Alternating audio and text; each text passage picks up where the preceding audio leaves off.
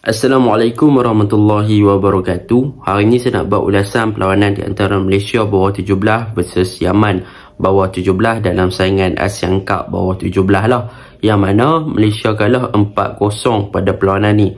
Dan kalau kita lihat pada perlawanan ni, attacking dan juga midfield Departmen Pasukan Malaysia memang gagal berfungsi dengan baik. Bahkan pasukan Yaman lebih confident dan lebih senang untuk melakukan early press dan juga melakukan counter attack untuk breakthrough barisan pertahanan pasukan Malaysia dan untuk menjaringkan 4 gol. Dari 4 gol tu, Malaysia menjaringkan 1 gol sendirilah. Jadi, tanpa membuang masa, mari kita masuk ke dalam ulasan perlawanan. Untuk ulasan perlawanan kali ini, saya akan ceritakan tentang kelemahan pasukan Malaysia satu persatu. Baiklah, kelemahan pasukan Malaysia yang paling ketara pada perlawanan ini adalah apabila mereka gagal untuk play from the behind. Yang mana kalau kita lihat dalam fasa build-up, Malaysia akan memulakan build-up play daripada bahagian bawah dengan penggunaan dari goalkeeper dan juga defense department. Tetapi apabila mereka cuba untuk progress the ball ataupun progress the build-up daripada bahagian bawah, mereka mengalami sedikit kesukaran apabila ketika mereka melakukan build-up, pemain-pemain attacking Yaman cepat untuk melakukan early press ataupun memberi tekanan kepada pemain-pemain pertahanan Malaysia sehingga pemain pertahanan Malaysia melakukan kesilapan di kawasan sendiri. Yang mana kalau kita lihat dalam 15 ke 20 minit pertama pun, Malaysia seakan-akan lambat untuk settle down, dan apabila melakukan build-up, mereka agak lambat untuk release the ball dan juga untuk progress the ball daripada bawah ke atas, menyebabkan early press yang dilakukan oleh pemain-pemain Yaman sangatlah efisien dan memberi tekanan yang bagus kepada pertahanan Malaysia, menyebabkan pertahanan Malaysia membuat mistake dengan kehilangan bola yang hampir membuatkan pasukan Yaman boleh untuk memanfaatkan kesilapan tersebut kepada jaringan. Itu perkara pertama lah apabila mereka gagal untuk keluar daripada early press yang dilakukan oleh pemain Yaman. Yang kedua, kalau kita lihat daripada corak permainan pasukan Malaysia yang cuba untuk build up dari bahagian bawah, mereka banyak menggunakan pertahanan dan terutamanya menggunakan Aiman Yusof lah di bahagian kanan. Tetapi apabila mereka dalam fasa progress the ball, iaitu mereka melakukan hantaran-hantaran pendek di kawasan zone nombor 2 ataupun di dalam D-box dan juga di hadapan D-box sedikit, apa yang menjadi permasalahan adalah apabila ketika mereka open game, iaitu buka game kepada fullback sama ada di bahagian kanan dan kiri, mereka mengalami masalah untuk progress the ball dari defense department ke bahagian midfield department, yang mana kebanyakannya apabila penggunaan daripada Aiman Yusof dan sebagainya, mereka hanya boleh sampai ke bahagian tengah sebelum pemain-pemain fullback ni melakukan hantaran-hantaran jauh kembali. Sedangkan kalau kita tahu dalam fasa build up ataupun play from the back, maka dalam fasa build up tersebut, maka kita akan ada progression ball yang lebih better dengan shot passing dan sebagainya.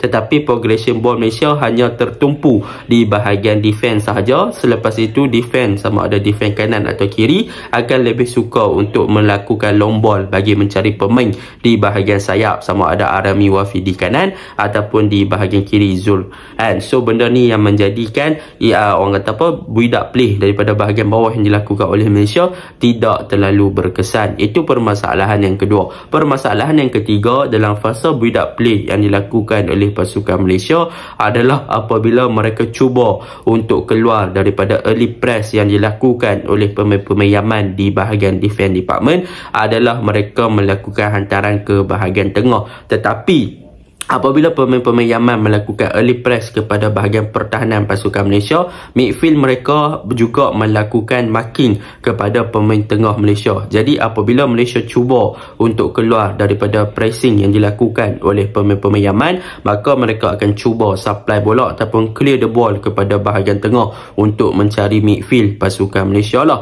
Tetapi apabila bola sampai ke bahagian tengah, pemain-pemain Malaysia di bahagian tengah juga tidak cukup bagus daripada segi kawasan pengawalan bola dan juga tidak cukup bagus daripada segi untuk kontrol the tempo dan juga pressing yang dilakukan oleh pemain midfield Yaman.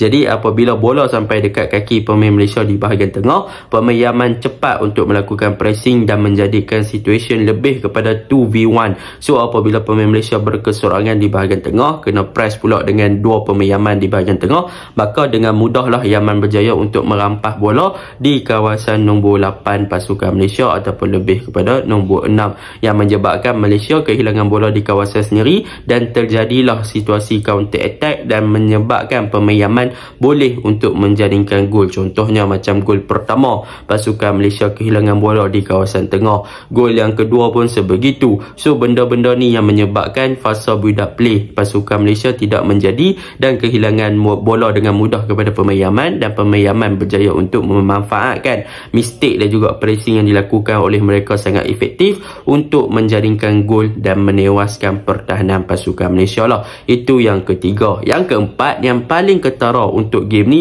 adalah kerana apa punca build up play dilakukan oleh Malaysia dari bahagian bawah tidak terlalu efektif ataupun tidak berfungsi dengan baik. Sebenarnya perkara ini adalah disebabkan bahagian midfield department dan juga attacking department pasukan Malaysia agak disjointed. Bermaksud midfield pasukan Malaysia tidak terlalu berfungsi dengan baik untuk memberi support dan juga untuk memberi bantuan kepada pemain pertahanan pasukan Malaysia ketika dalam fasa build up, yang menyebabkan choice ataupun option daripada pemain-pemain di bahagian defense department untuk progress the ball kepada bahagian midfield tidak terlalu banyak, yang menyebabkan pemain-pemain Malaysia lebih kepada long ball dan juga penggunaan dari fullback. Jadi midfield pun tak berfungsi dengan baik lah dekat situ. Jadi apabila kita nampak pertukaran awal yang dilakukan oleh Malaysia, iaitu membawa masuk Aish, yang boleh dikatakan antara player yang perform dalam game ni bagi saya adalah pertukaran tersebut yang dilakukan oleh coach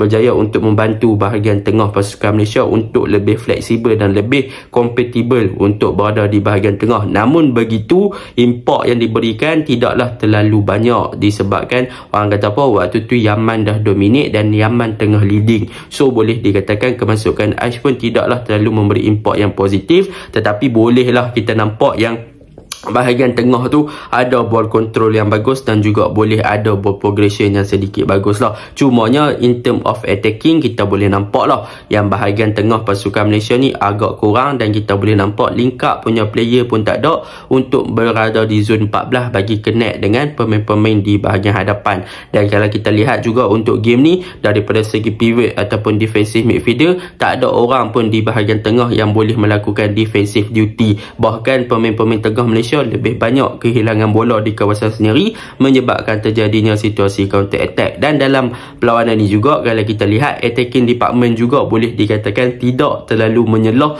dan boleh dikatakan agak disjointed ataupun tidak terhubung antara midfield department, dan gap antara mereka agak jauh. Begitu juga dengan pemain di bahagian winger yang cover up bahagian wide area. Kenapa saya kata begitu? Kalau kita lihat antara corak permainan pasukan Malaysia, mereka lebih gemar untuk bermain mencari winger sama ada Arami ataupun Zul Hakim di bahagian kiri. Tetapi banyak hantaran-hantaran yang dilakukan di bahagian kanan dan kiri, boleh dikatakan apabila bola dapat kepada Arami, Arami pun tak dapat support yang banyak daripada pemain midfield, bahkan daripada striker sendiri, yang menyebabkan bahagian winger pasukan Malaysia gap terlalu jauh dan mereka isolated. Jadi apabila mereka isolated, maka mereka akan mudah untuk dipatahkan gerakan mereka dengan marking ataupun dengan pressing daripada pertahanan pasukan Yaman, yang mana Arami untuk game ni memang nampak struggle gila nak beat pemain pertahanan Yaman, yang mana dalam situasi kadang-kadang 2v1, kadang-kadang 1v1. So memang nampak struggle, dan lebih kepada pemain-pemain Malaysia untuk game ni lebih kepada pemain corak serangan yang kepada individual play, iaitu mereka bagi bola kat winger, winger buat game sendiri, kalau lepas, kalau tak lepas, tak lepas. So benda ni menjadi permasalahan lah. Dan dalam masa yang sama, Malaysia juga tak ada proper number 10 dan juga proper number 9, yang mana boleh dikatakan striker striker tulen untuk game ni tidak terlalu nampak, yang mana banyak striker terpaksa drop lebih deeper di bahagian tengah untuk collect the ball, dan bahagian tengah memang tak boleh nampak. Jadi boleh dikatakan secara kesimpulannya untuk game ni, apa yang punca Malaysia kalah 4-0, satu, mereka punya build up ataupun progression ball agak kurang.